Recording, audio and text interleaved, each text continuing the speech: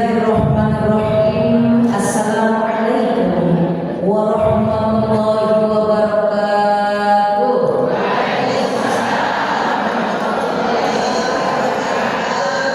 Jamaah, alhamdulillah. Apa kabar semuanya? Sehat? Oh, semoga Allah berikan umur panjang.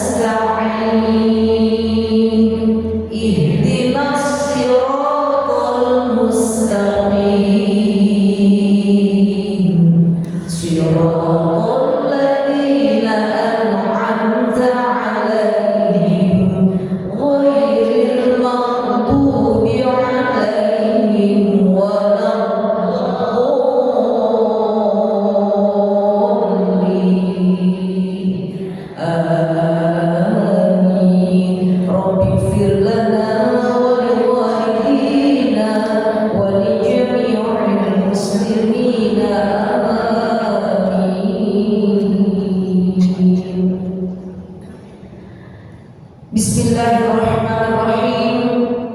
Alhamdulillahirabbil alamin. Shalatan wa salaman ala Rasulillah Muhammad bin Abdillah wa ala alihi wa sahbihi wa man walah. Asyhadu an la ilaha illallah wahdahu la syarika lahu wa asyhadu anna Muhammadan abduhu wa rasuluhu la nabiyya ba'dahu.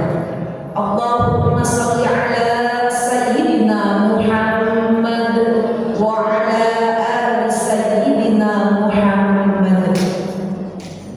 Yang terhormat Ketua DKM Masjid Al-Muhajirin beserta segenap jajarannya, yang kami hormati Ketua Majelis Taklim Raudatul Muslimah Uminda Ustadzah Haja Sofa beserta segenap jajarannya. Bu Haja siapa? Coba mana tulisannya? Saya jadi kayak ngarang-ngarang. Bunda tahunya Bunda Sofa. Mohon maaf salah ya Allah. Saya tadi tidak dikasih catatan. Lupa saya catatkan Bunda. Sudah siapa? Bunda dia aja Sukma. Dia Sukma. Aja dia Sukma. Bunda mohon maaf ya. Yang sama-sama kita muliakan dan kita hormati Ketua BKM Badan Koordinasi Masjid Taklim Masjid Dewan Masjid se-Indonesia, Bunda Ustadzah Haja Sofa. Baru benarnya ya Allah. Dan bunda-bunda yang ada di depan, subhanallah, mudah-mudahan dimuliakan Allah subhanahu wa ta'ala.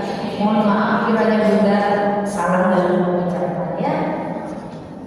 Yang sama-sama kita hormati kepada pemandu acara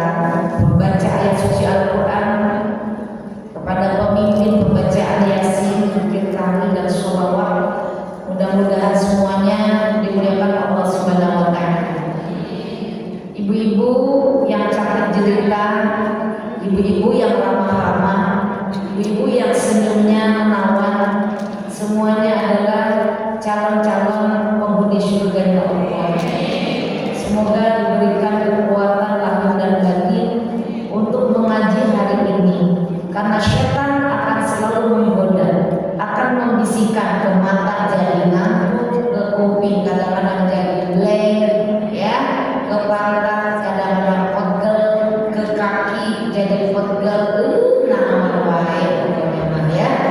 Nah kita semuanya berlindung kepada Allah dari godaan setan yang terkutuk.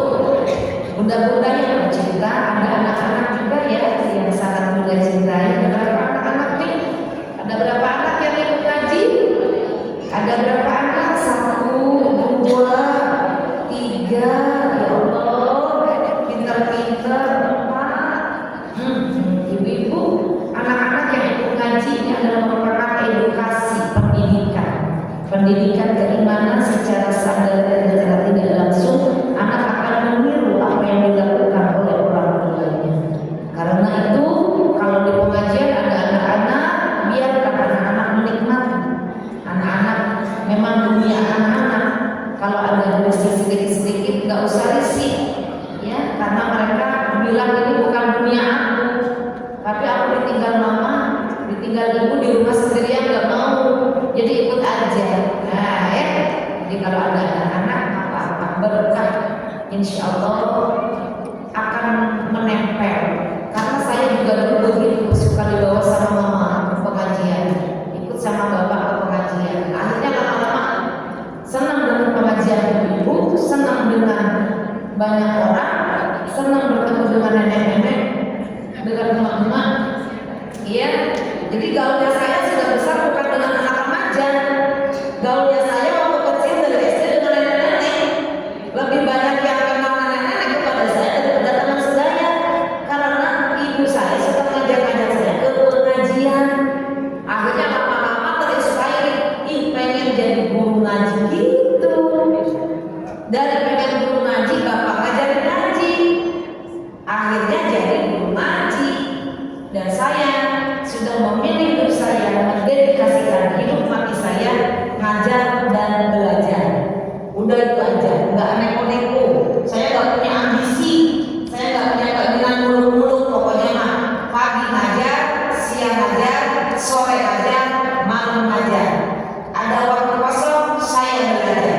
Masih ada kesempatan untuk kuliah, saya belajar di dalam kelas. Apa bedanya di dalam kelas dengan di ruangan masjid? Sama. Cuman kalau kita di dalam masjid, kita bebas, tidak ada UTS, tidak ada UAS. Kalau di dalam kelas, wajib ikut UTS, wajib ikut UAS, wajib ikut sidang. Nah, kalau ibu nggak akan sidang, nggak ada, jadi bebas ya. Inilah perbedaan kita mengaji di usia kita. Cukup dengan duduk, melotot, munyah. Duduk, melotot, munyah. Jadi saya ngomong, ibu yang punya boleh bebas. Sopan sekali, monggo, jangan ditahan. Karena saya sudah duluan, udah makan, ada urap, ada ayam goreng, ada tahu, ada tempe bacem. Jadi sebelum saya ceramah sudah dikasih bensin. Maka sekarang saya siap menyampaikan ilmunya. Alhamdulillah. Terima kasih yang sudah masak, masakannya enak. Saya makan, semoga Allah ganti rezekinya. Amin. Bunda tercinta, hari ini kita duduk bersimpuh di hadapan Allah Subhanahu Wa Taala di Masjid Al-Muhajirin yang megah ini. Ini luar biasa, masjidnya lega, tinggi. Nah, ya Allah, ya Rabbi, itu di atas langit. Ibu nggak usah keluar lihat langit ya. Ini udah ada langitnya cerah. Ya Allah, alhamdulillah. Nah ini gedungnya megah, masjidnya subhanallah megah, arsiteknya, ornamennya, kaligrafinya. Tinggal yang misinya nih, tinggal yang memakmurkannya. Kita termasuk pemakmur masjid, majelis taklim, insya Allah.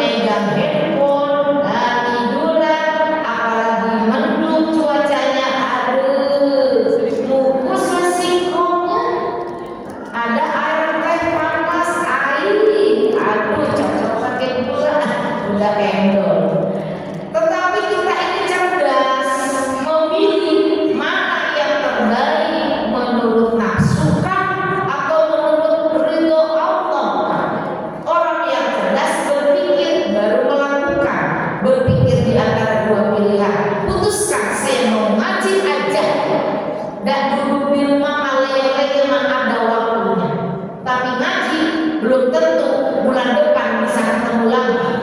Belum tentu umur saya sampai. Saya mau ngaji.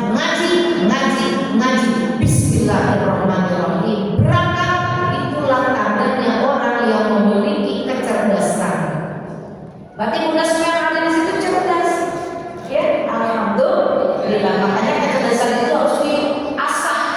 Otak kita harus diasah. Pagi diasah, siang diasah. Gimana asah otak? Bukan kayak asah pisau. Cari asahan bukan. Tapi dengan belajar begini, mengingat kembali materi-materi, mereview kembali apa yang sudah dipelajari. Kalau lupa diingatkan, dibaca, diulang-ulang. Maka materi ngaji itu sebetulnya mengulang pelajaran. Tuh 2, 3 pelajaran. Ya kan? Sekarang temanya tentang sholat. Ibu, kita kan orang Islam. Kewajiban kita sholat sebagai orang Islam, betul? Karena tandanya bedanya orang Islam dan bukan orang Islam di syahadat, di sholat, di zakat, di puasa, di pergi haji. Kalau orang yang belum syahadat berarti bukan muslim. Setelah bersyahadat berubah statusnya jadi muslim. Muslim itu orang yang beragama Islam. Mukmin itu orang yang beriman, gitu kan? Kalau orang muslim berarti dia sudah komitmen bersyahadat asyhadu an la ilaha illallah wa asyhadu anna muhammadar rasulullah. Aku bersaksi bahwasanya tiada Tuhan selain Allah, dan aku bersaksi bahwasanya Nabi Muhammad itu adalah utusan Allah. Setelah bersyahadat, rukun Islam yang kedua melaksanakan sholat. Apa definisi sholat? Nah, ini nih asal otak begini, bukan diasah kayak pisau. Saya nanya, ibu apa sih sholat itu definisinya? Doa 100, apalagi? Berserah diri 100, apalagi? Menyerahkan diri kepada Allah. Betul, jawabannya 100. Apalagi? Apalagi? Apapun? Pertama insan sholat. Betul. Definisi sholat itu apa? Doa, ibadah, menghambakan diri kita di hadapan Allah, merendahkan serendah-rendahnya diri kita di hadapan Allah, mengecilkan diri kita sekecil-kecilnya diri kita di hadapan Allah, karena yang maha besar adalah Allah, kita yang maha kecil. Kita ini fakir, kita ini adalah makhluk ciptaan Allah yang tidak boleh ada dalam diri kita kesombongan. Betul? Apa yang kita miliki tidak ada, semua milik Allah. Apa yang sudah Allah beri, apa sudah Allah beri. Fabi ayyi ala'i rabbikuma. Maka nikmat mana lagi yang kalian dustakan? Aku ciptakan kalian sebagai manusia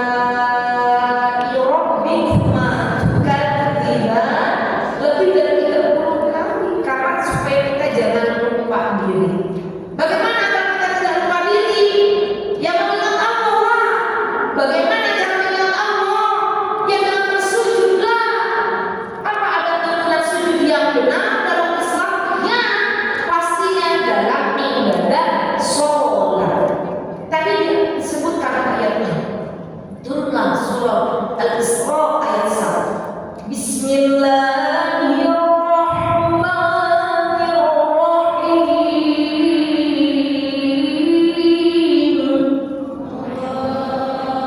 Subhanalladzi asra bi'abdihi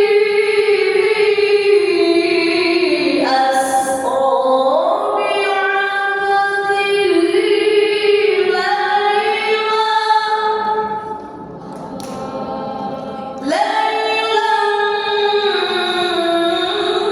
minal masjidil haram ilal masjidil aqsa alladzi barakna hawlahu linuriyahu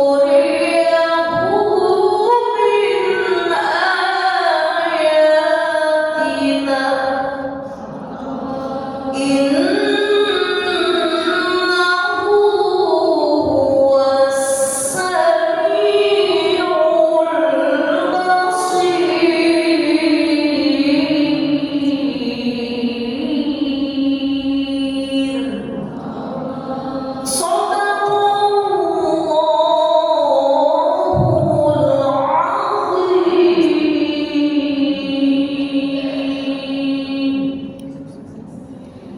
Maha suci Allah yang telah memperjalankan hamba-Nya di satu malam dari Masjidil Haram ke Masjidil Aqsa. Siapa yang Allah perjalankan? Seorang hamba-Nya, yaitu Nabi Muhammad sallallahu alaihi wasallam. Bunda momentum dari 27 Rajab itu adalah awal mula kita mendapatkan Rasulullah SAW mendapatkan perintah sholat. Ya. Maka kita harus menghargai Nabi Muhammad. Perjuangan Rasulullah untuk mendapatkan sholat 5 waktu itu dahsyat. Bolak-balik coba. Bolak-balik berapa kali? Sedangkan kita sekarang tinggal enaknya aja tuntunan sholatnya itu sudah diajarkan oleh Rasulullah SAW. Perintah sholat itu ada di dalam Al-Quran lebih daripada 10 perintah sholat. Dan bagaimana cara melaksanakan sholat, tata caranya yang sesuai dengan yang Rasulullah SAW lakukan, itu ada dalam hadis Rasulullah sallallahu kama ra'aitumuni usalli. Sholatlah kalian sebagaimana kalian melihat bagaimana tata cara gerakan sholat, bacaan sholat. Aku ini menerima sholat pada tanggal 27 Rajab. Saat itu diperintahkan oleh Allah, malaikat Jibril, turunlah kau ke bumi. Siap ya Allah. Ada perintah apa lagi ya Allah? Wahai Nabi, sampaikan kepada Rasulullah. La, tidak ada ya Jibril. Malam ini kau datangilah kekasihku yang sedang dalam keadaan bersedih. Karena Nabi Muhammad dalam keadaan amul huzn atau amul huzni, dalam keadaan suasana berduka. Berduka ditinggalkan istri tercinta, berduka ditinggalkan paman dan tercinta.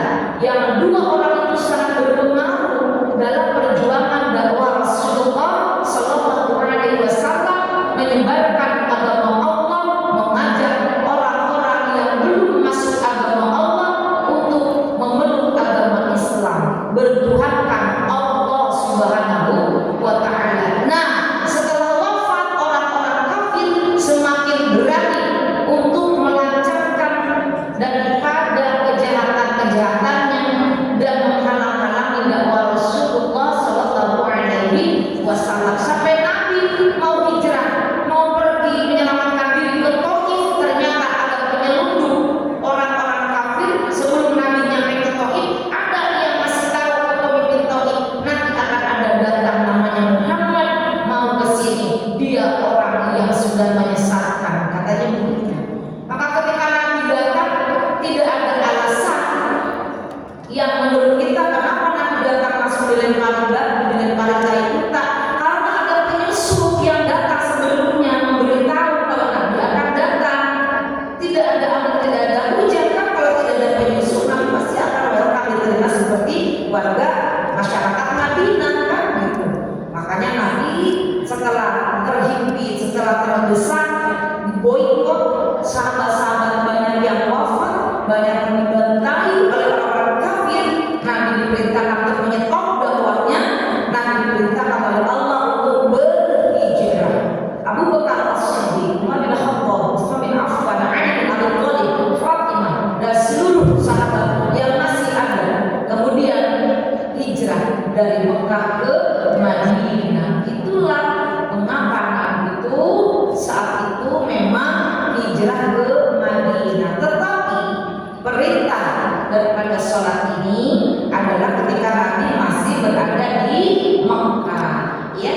Maka Nabi melaksanakan sholat di Mekah, yaitu di Masjidil Haram. Kalau di Masjid Nabawi itu di Madinah.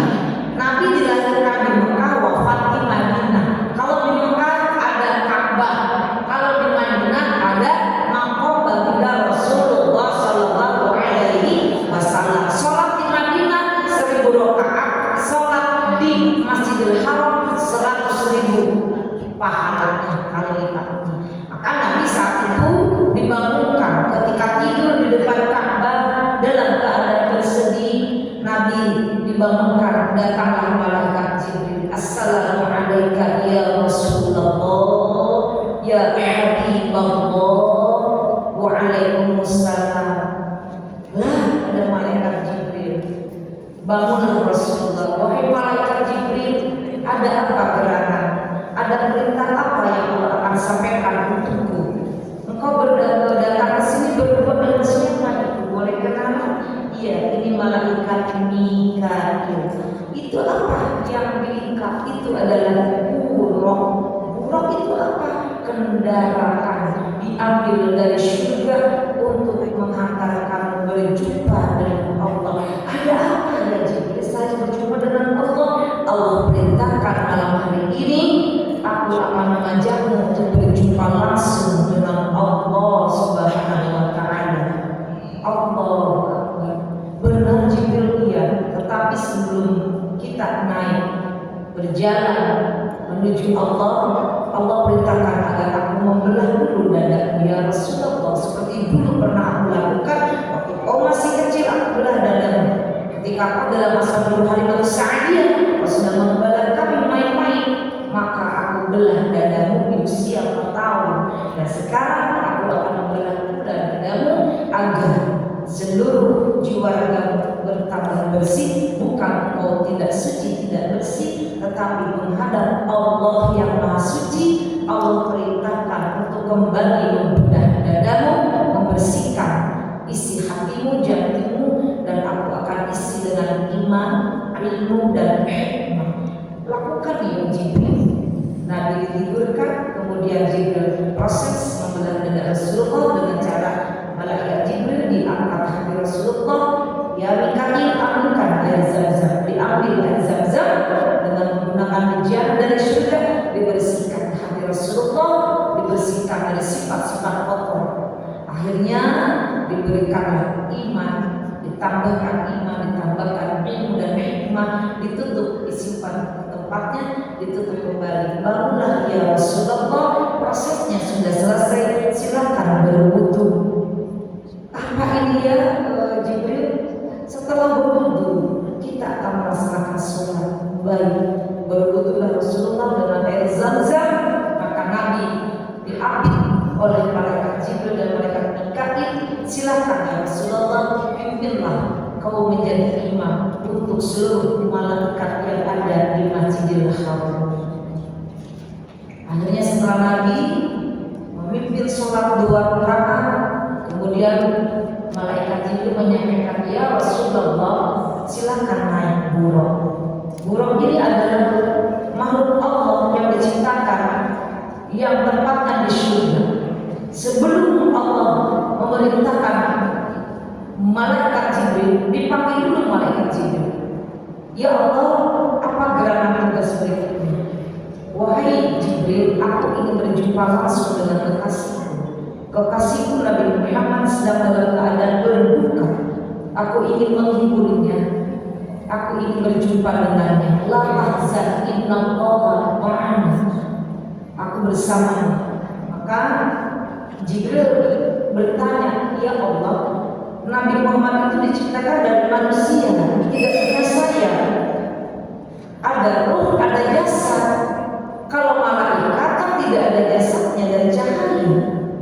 Bagaimana caranya Nabi Muhammad seorang manusia bisa berjumpa ke sini denganmu ya Allah? Jibril sebelum kau bertanya, aku sudah tahu jawabannya. Cari satu makhluk yang ada di surga namanya buruk. Jadikan dia kendaraan transportasi kekasihku untuk menuju ke sini. Maka malaikat Jibril mencarilah ke surga. Di surga ternyata ada makhluk yang namanya buruk. Ya Allah subhanallah. Yang mana kata Allah, cari buruk yang terbaik, yang pas untuk kekasihku. Coba di antara buruk yang banyak, yang mana yang dipilih? Kan bingung, semuanya sama bentuknya. Ya kan? Ibu-ibu coba semua pakai jilbab hitam, tidak berwarna-warni. Saya mau kasih hadiah. Kan bingung yang mana ya, semuanya sama. Tapi dengan berwarna-warni kan bisa membedakan kan? Coba yang berjilbab kuning, yang berjilbab hitam, yang berjilbab pink, kan gampang. Coklat, abu-abu, kotak-kotak, bunga-bunga, kan gampang ya. Lah ini makhluk Allah di surga semuanya sama. Bagaimana cara mencari satu makhluk yang paling tepat, yang terbaik? Makanya malaikat Jibril mencari satu-satu yang aneh. Bingung kan? Akhirnya tiba-tiba terdengar ada buruk yang sedang mojok, sedang menangis.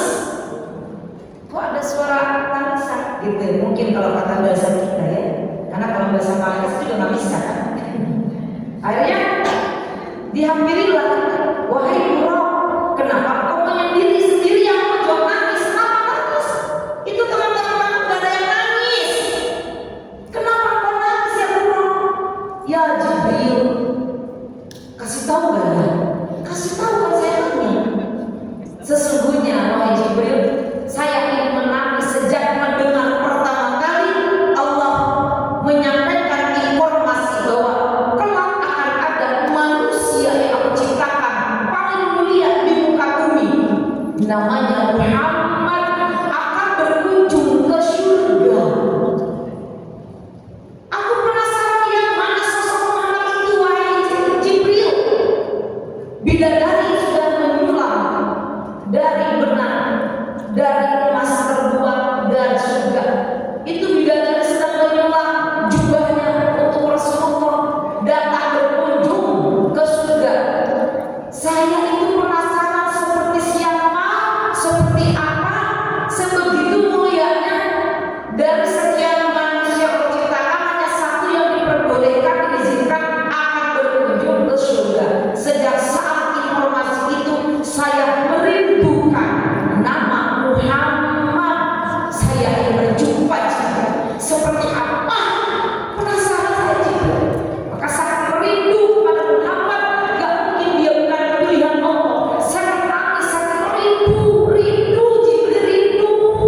Inilah wujud kerinduan saya. Ingin berjumpa dengan sosok Muhammad. Namanya Harun di surga Jibril. Di langit namanya Ahmad, di bumi nama Muhammad. Harun nama Muhammad itu di bumi, di langit ya Jibril. Aku pengen berjumpa dengan Muhammad Jibril. Udah pengen ketemu. Fix kata Jibril. Inilah yang dimaksud Allah. Buruk yang tepat, yang terbaik berarti ini. Akhirnya kata Jibril, wahai buruk, maukah engkau aku ajak kemana Jibril? Ke bumi. Ngapain Jibril? Aku akan pertemukan kau dengan orang yang dirindukan selama ini. Maksudnya apa Jibril? Mau engkau aku jadikan kendaraan untuk membawa Muhammad berjumpa dengan Allah? Hah? Jibril yang benar Jibril? Iya. Allah perintahkan aku untuk mencari satu buruk yang paling tepat untuk berjumpa dengan Rasulullah dan membawanya berjumpa dengan Allah. Jibril, aku mau. Benar? Iya. Yuk. Jibril, ayo. Jibril. Ada syaratnya. Apa syaratnya Jibril? Kalau kau berjumpa dengan Rasulullah, jaga anak, jangan pergilah, jangan cicilan. Iya Jibril, aku jaga anak Jibril. Akhirnya buruk akan berjumpa dengan Nabi Rasulullah, tidak menangis lagi, berubah jadi bahagia. Itu makhluk buruk tuh. Apalagi kita kelak berjumpa dengan Rasulullah. Semoga selamanya berjumpa dengan Rasulullah. Buruk saja pun menangis, baru diinformasikan akan datang sosok Rasulullah ke surga. Dirindu, ditangisi kita. Siapa? Insyaallah. Akhirnya ketika Rasulullah setelah melaksanakan sholat sunnah di Masjidil Haram, lalu dipersilakan berjumpalah buruk. Bagaimana detik-detik berjumpanya buruk dengan Rasulullah? Menetes air mata. Rasul tersenyum. Assalamualaikum. Siapa ini? Jibril namanya. Ya buruk, terima kasih telah datang. Buruk tertunduk, bahagia. Betapa inilah sosok yang akan berjumpa dengan Allah Maha yang paling mulia. Kan Nabi itu wajahnya bercahaya. Anta syamsun, anta badrun, anta nurun, fawqa nuri, anta iksirun wa qali, anta misbahus sudur. Nabi itu bagaikan matahari, wajahnya bagaikan rembulan. Masya Allah. Senang, buruk sudah siap untuk melangkah, melaju melaksanakan perintah Allah. Karena Nabi naik buruk, sholat dulu ke Masjidil Aqsa yang sekarang sedang menangis seluruh umat Islam karena Masjidil Aqsa itu senantiasa diincar oleh orang-orang Yahudi untuk dihancurkan. Bahkan saudara-saudara kita sudah menjadi korban daripada orang-orang yang tidak memiliki hati manusia.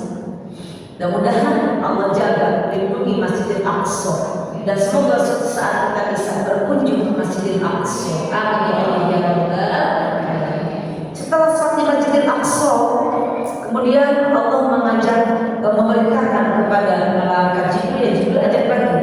Dalam satu riwayat ada yang menyampaikan bahwa Nabi juga diajak ke Bukit Tursina, di mana Nabi Musa itu berjumpa dengan Allah, menginginkan berjumpa dengan Allah, tetapi kata Allah, kalau aku berjumpa denganmu tidak bisa dengarkan suara aku berbicara denganmu. Maka Nabi Musa bisa berbicara dengan Allah dan mendapat gelar menunjukkan wa kallamallahu Musa taklima. Disitulah Nabi sholat. Nah, setelah itu dari Masjidil Aqsa mulailah Mi'raj.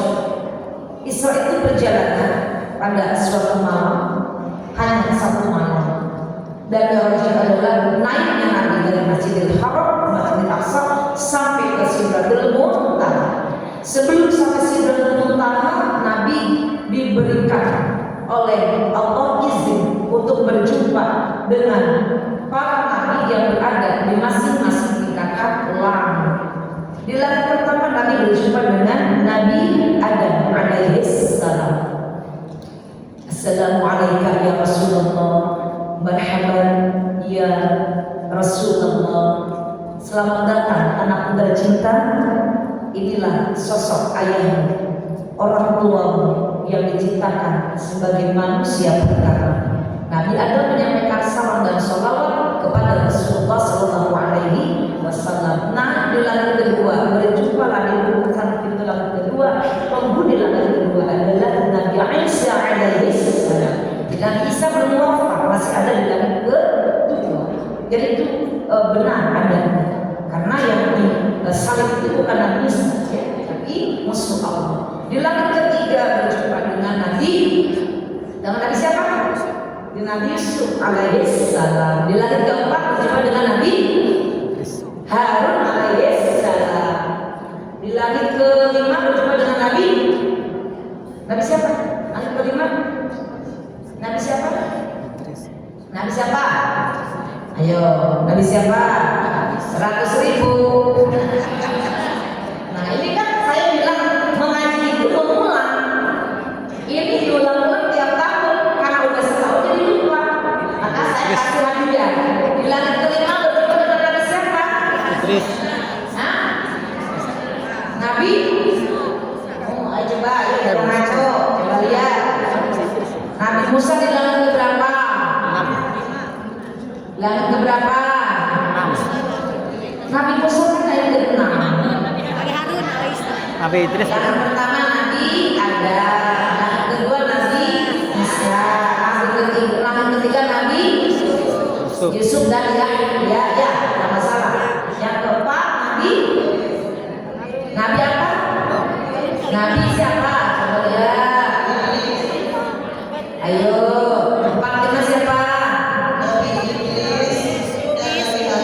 Nah, yang kelima baru Nabi. Yang kelima Nabi. Baru Idris. Siapa yang benar? 100.000 siapa? Nah, sok coba ke atas, coba. Jangan ngomong di situ ada berapa orang? 100.000. Ayo nih yang kedua lembar. Yo, silakan. Sini jangan takut-takut, salam ke belakangan. Yang penting belajar berani sini. Ya maju sini, uangnya di sini. Ayo, silakan. Berapa orang yang mau maju? Ayo, mau maju 50-50. Yo, Ibu, mana saya di sini yang mau begini? Mic-nya mana Pak? Kasih mic lah. Ini susah jadi pakainya. Yo, disebutin. Langit pertama siapa? Terus yang kedua Nabi Isa alaihi salam. Langit ketiga, langit keempat, langit kelima, Nabi Muhammad langit keenam, Isa. yang ketujuh Ibrahim. Serahkan dulu. Ayo, saudara. Enggak apa-apa. Ayo, kan saya udah bilang 100.000. Yo, yang pertama Nabi yang pertama langit pertama berjumpa dengan Nabi Adam alaihi salam. Langit kedua Nabi Isa alaihi salam. Langit ketiga Nabi Musa alaihi salam. Langit keempat Nabi Idris alaihi salam. Langit kelima Nabi Musa alaihi salam. Yang ketujuh Nabi Ibrahim alaihi salam. Alhamdulillah. Nah ini namanya belajar mengulang. Ini namanya tes ulangan. Jadi setelah berjumpa dengan para nabi, semua para nabi menyampaikan salam penghormatan dan sholawat kepada Rasulullah Sallallahu Alaihi Wasallam. Teruslah Nabi sampai Sidratul Muntaha sampai ke Rasul. Dan sebentar lagi berjumpa dengan Allah, malaikat Jibril menyampaikan kepada Rasulullah, ya Rasulullah, saya hanya bisa mengamalkan kau sampai sini. Kenapa ya Jibril? Ayo kita lanjutkan. Tidak bisa ya Rasulullah. Saya diciptakan dari cahaya. Dan kalau saya memaksakan mengantarkanmu berjumpa dengan Allah, maka akan hancurlah cahaya yang Allah ciptakan untuk saya. Jadi satu-satunya makhluk yang Allah ciptakan yang diberikan izin tidak hancur berjumpa dengan zat Allah adalah ya Rasulullah. Subhanallah, benar. Berarti Nabi kita itu bukan orang sembarangan. Kita aja nih di sini nih berjumpa dengan Bapak Presiden aja. Bagaimana itu bangganya? Dia berjumpa Presiden, jadi viral. Orang Pondok Jabu ada berjumpa dengan Presiden. Bangganya, betul? Ini berjumpa dengan Allah, Masya Allah. Maka ketika berjumpa dengan Allah, Allah menyampaikan salam penghormatan untuk Rasulullah dan salawat untuk Rasulullah Sallallahu Alaihi Wasallam. Mana ayatnya? Itu surah Al-Ahzab ayat 50. Bismillahirrahmanirrahim. Innallaha wa malaikatahu yusholluna 'alan nabi ya ayyuhalladzina amanu sallu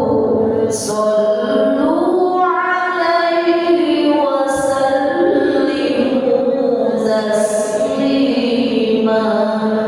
Sesungguhnya Allah, yang pertama Allah, ayat itu sesungguhnya Allah dan malaikat-malaikatnya menyampaikan salam penghormatan dan salawat untuk baginda Rasulullah sallallahu alaihi wasallam. Di situ ada panggilan dikhususkan untuk orang-orang yang beriman. Dalam ilmu ulumul Quran ada ya ayyuhalladzina amanu, ada ya ayyuhan nas. Apa maksudnya dalam Al-Quran? Ada lafaz ya ayyuhalladzina amanu, ada ya ayyuhan nas. Ini bedanya disebut dengan ayat yang am dan khas. Kalau Allah menyeru ya ayyuhan nas, itu Allah seru semua manusia, mau laki-laki mau perempuan, beriman tidak beriman, mau kafir mau mukmin, Allah seru ya ayyuhan nas, global, universal. Tapi kalau Allah memanggil ya ayyuhalladzina amanu, berarti itu khusus untuk orang beriman. Disitulah Allah memanggil, hai orang-orang yang beriman, bacakanlah untuk Rasulullah, sampaikanlah untuk Rasulullah sholawat dan salam penghormatan agar kita mendapat keselamatan. Maka di sini Allah menyampaikan ketika berjumpa dengan Rasulullah, Nabi bersujud, menyampaikan penghormatan, subhana rabbiyal a'la wa bihamdihi, subhana rabbiyal a'la wa bihamdihi, subhana rabbiyal a'la wa bihamdihi. Maha suci Engkau, Allah yang maha tinggi, dan segala puji untukmu ya Allah. Maka disinilah Nabi diperintahkan oleh Allah, duduklah ya Rasulullah. At-tahiyyatu mubarakatus salawatu thayyibatu lillah. Assalamu alayka ayyuhan nabi wa rahmatullahi wa barakatuh. Ibu yang menyampaikan, yang mengajarkan assalamualaikum warahmatullahi wabarakatuh itu Allah. Itu Allah kan ada dalam surat. Lalu Nabi menjawab, assalamu alaina wa ala ibadillahis sholihin. Asyhadu an la ilaha illallah wa asyhadu anna Muhammadan Rasulullah. Allah menyampaikan salawat, Allahumma sholli ala sayyidina Muhammad wa ala ali sayyidina. Nabi menyambut, kama shallaita ala sayyidina Ibrahim wa ala ali sayyidina Ibrahim. Allah menyampaikan lagi, wa barik ala sayyidina Muhammad wa ala ali sayyidina Muhammad. Nabi menjawab, kama barakta ala sayyidina Ibrahim wa ala ali sayyidina Ibrahim fil alamin innaka hamidum majid. Nabi belirik ke kanan, assalamualaikum warahmatullahi wabarakatuh. Tapi diperlihatkan bagaimana keadaan syurga yang Allah. Assalamualaikum warahmatullahi wabarakatuh. Nabi perlihatkan di sebelah kirinya bagaimana keadaan neraka. Diizinkan Nabi melihat penduduk ahli syurga, penduduk ahli neraka. Ada di penduduk surga, ada yang baru menanam kemudian tumbuh lagi. Ya Allah, itu gambaran siapa? Itu gambaran umatmu ya Rasulullah, kekasihku tercinta. Amalan apa yang menjadikan baru tumbuh, baru nanam sudah panen? Itu orang yang menanam kebaikan. ditanam kebaikan, ditanam, tapi dia lupa karena dia akan seperti itu. Dilihatkan di neraka. Kenapa itu ya Allah? Ada orang yang memukulin kepalanya sampai hancur, utuh lagi, dipukul-pukulin sampai bonyok berdarah, utuh lagi. Itu gambaran umatku ya Rasulullah. Umatku ya, amalan apa, perbuatan apa yang menjadikan dia sampai memukul kepala hancur hancurnya, kemudian menyesali dan kemudian utuh lagi, begitu lagi. Itulah gambaran orang yang meninggalkan salat. Itu gambarannya.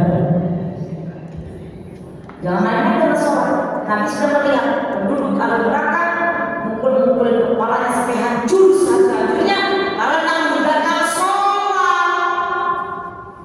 Fawailul lil musallin alladzina hum 'an sholatihim sahun. Maka celaka bagi orang-orang yang melalaikan dalam sholat, orang yang lalai dalam sholatnya. Maka celaka bagi orang yang sholat dan yang melalaikan dalam sholat.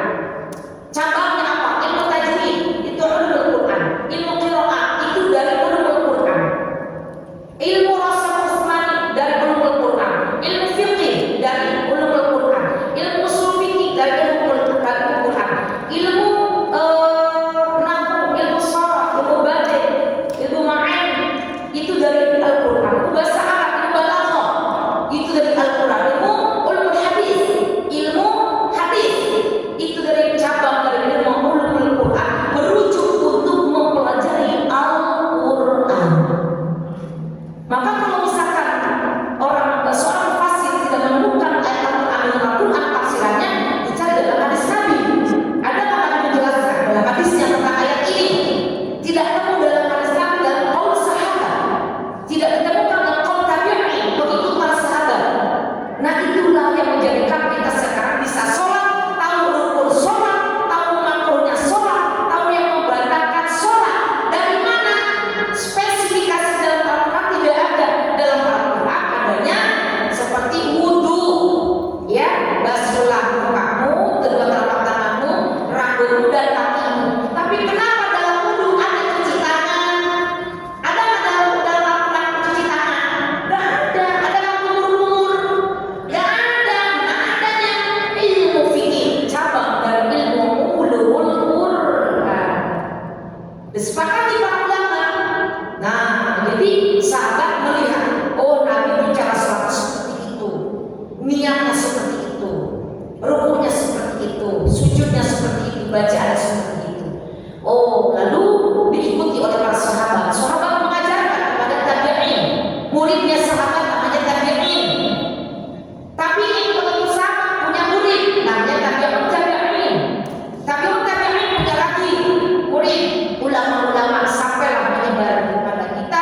Dan satu sholat itu gerakannya dari awal sampai akhir sama seluruh dunia. Maka ketika kita sholat di Madinah, di Mekah, ada nggak yang berbeda gerakannya? Tidak ada. Lagi sujud semua, rukuk semua. Mungkin ada perbedaan khilafiyah dari atahiyatnya, dari qunutnya, dari bacaannya. Itu boleh saja. Karena yang mencontohkannya mungkin ada sahabat yang ketika berjumpa dengan Rasulullah diajarkannya ini, diajarkannya ini. Selagi itu dari Rasulullah, boleh. Maka kita kalau ada perbedaan dalam melaksanakan praktek ibadah sholat, jangan suka sungguh sama orang. Dia mantul. Kenapa tuh jadi maksudnya? Belajar dulu, jangan begitu. Mereka semua itu ada ilmunya. Mau menggunakan Imam Syafi'i, Imam Hanafi, Imam Maliki, Imam Hambali, boleh. Itu 4 ulama itu, masya Allah, semuanya ahli-ahli di bidang Al-Quran, di bidang ilmu. Maka yang disepakati ijtihad ulama adalah Imam Syafi'i, Imam Hanafi, Imam Maliki, Imam Hambali. Tidak ada perbedaan, sedikit aja. Paling kalau misalkan masalah khilafiyah itu tersentuh tangan. Kalau Imam Syafi'i muhrim tidak membatalkan. Kalau yang lain tidak batal kalau tidak ada rasa sir nafsu gitu ya. Makanya kita mau pakai imam yang mana bebas saja. Intinya saling menghormati dengan perbedaan. Jangan ada di situ nggak kunut. Aku kendara nggak kunut. Nah, ya Allah, ya Rabbi, Gusti Robbi, aku ya Allah, la sampai dengan ngaji aku yang mana beda kunut nggak kunut, tiba katakan nggak katakan aku kan aja selesai makan ibadah kepada Allah kan selesai. Itulah kalau orang awam itu apa jadi ekstrim, sempit pikirannya. Belajarlah dengan orang yang banyak wawasannya. Kalau kita bergaul dengan orang yang banyak wawasannya, bukan menyampaikan, tapi lebih bersifat bijaksana, bijaksono, lebih menghormati dan lebih tahu tinggal senyum aja. Ibu kalau mau perbedaan sholat yang begini, yang bono dimakan, dan tidak ada satupun orang yang merindukan perbedaan. Beneran, kalau di kita masih ada perbedaan begitu, itu namanya tidak bijaksana. Dan itu wawasannya sempit. Belajar lagi lah, jangan jadi orang yang ekstrim. Apa-apa ngejas, apa-apa nyalahin. Kayak yang dia benar, kayak yang ilmunya belajar sampai tinggi, baru tahu sedikit ilmu langsung bilang-bilang, langsung ditelan. Belajar baru 3 bulan langsung nyalahin orang. Gak boleh, belajar harus tuntas. Kalau ada materi 17 jilid, belajar 17 jilidnya.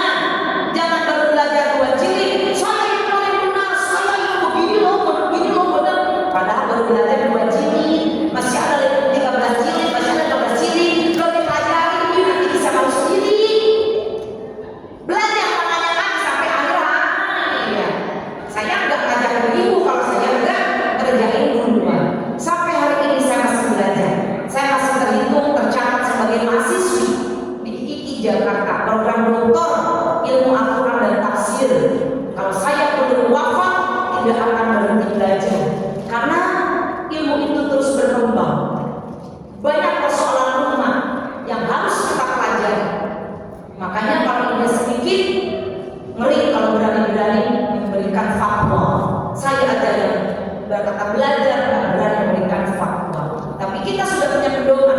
Ada fikih Imam Syafi'i, fikih ibadah, fikih muamalah. Silakan ibu belajar. Tapi kudu punya guru. Belajar ilmu agama harus diiringi dengan ilmu fikih. Penting, apalagi wanita. Ya, makanya saya tadi mau izin memberikan itu oleh-oleh buat baca-baca. Suka baca, nggak suka buang. Suka baca, nggak suka dibuang aja. Ya, kalau sama ada sama. Ya. Jadi saya diminta untuk memimpin 45 jamaah tanggal 8 Januari sampai 19 Januari ibadah umroh awal tahun 12 hari dan Syawal 16 hari. Syawal 16 hari tapi dengan paket sangat-sangat hemat, tapi di bintang 5 cuma 30 juta. Tapi Syawal hari ke-7 Syawal langsung berangkat umroh 16 hari. Saat sepi hari pertama dibuka umroh itu saya bawa jamaah yang mau datang boleh. Saya memimpin memberikan manasik. Nah itu kalau yang besok tanggal 8 itu di harga 3.500.000. Kebetulan Bunda bareng dengan orang Banjarmasin. Bunda dapat 10 orang, dibayar jadi bintang 5 jadi 45 juta oleh donatur dari Banjarmasin. Bayarnya 33.500.000, ada orang yang untuk ngebayarin 45 juta. Jadi sisanya itu dibayarin sama orang yang memberangkatkan umroh 12 yang piatu dan saudaranya di Banjarmasin. Jadi kalau ibu mau umroh bareng bulan Genti silahkan. Tanggal 8 Januari 45 orang, tapi udah tutup sih sebetulnya. Cuma tutup bulan Syawal 30 juta. Bedanya tidak dikasih koper aja dan makannya di sana pakai nasi kotak karena 16 hari tujuannya di masjid. Jadi ke hotel bintang 5 berdua satu kamar 7 orang. Jadi nggak memberikan kayak mukena kopernya semua sangat tidak, tapi dikasih sarungnya aja. Kopernya boleh masing-masing. Itu yang mengurangi untuk biaya hotel. Nah, yang penting datang fasilitasnya bintang 5, tetapi yang kira-kira beli mahal-mahal itu ditiadakan. Jadi cuma bawanya koper masing-masing sama paspor sama 30 juta itu kita yang penting hotelnya bintang 5. Itu dekat dengan pelataran Masjidil Haram, Masjid Nabawi. Itu bulan Syawal tanggal 7 Syawal berangkat 16 hari.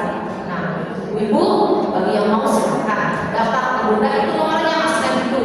Tapi kalau untuk Januari sudah tertutup, udah close, udah 45 orang. Itu barangkali kalau yang mau dapat ke Bunda. Kenapa?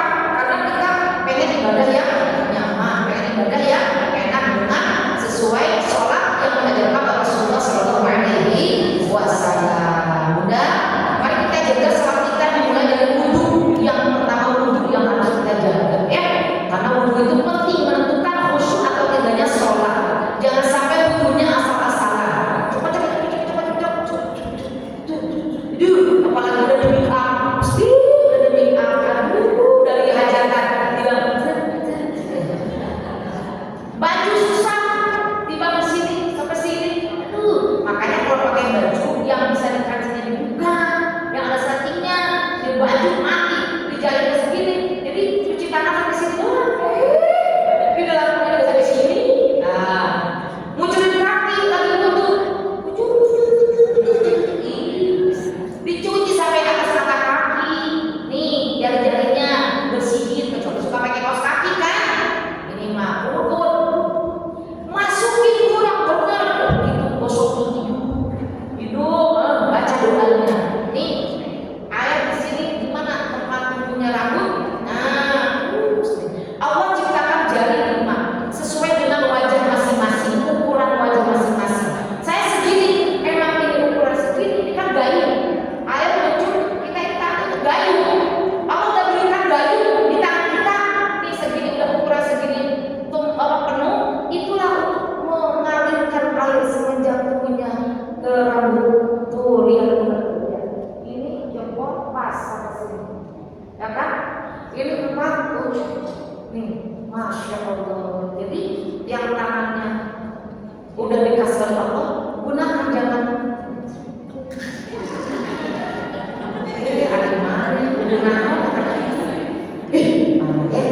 Oke, ini yang Bapak sudah sampaikan sudah 1 jam setengah. Ibu-ibu terasa tidak 1 jam setengah? Udah 90 menit saya cinta ya Allah. Ada yang ditanyakan? Karena udah 1 jam setengah, mungkin kita tutup dengan doa ya. Hikmahnya apa? Mari sekarang kita mulailah bismillah lagi.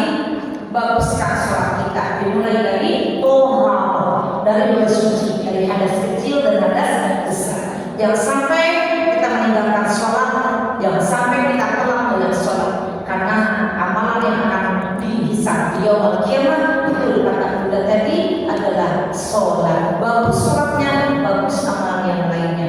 Buruk sholatnya, buruk amalan yang lainnya. Mari kita berjuang, berusaha untuk mengkhusyukkan sholat kita agar sholat kita diterima oleh Allah Subhanahu wa Ta'ala. Sholat berarti menyerahkan hidup mati kita.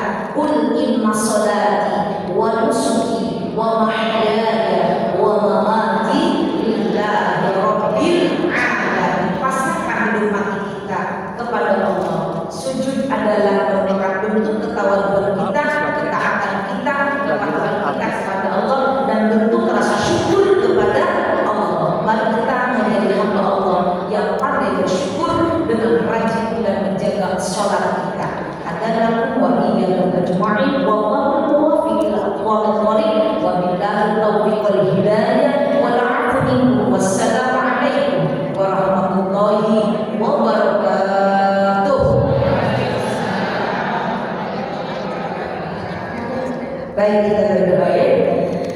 Bismillah.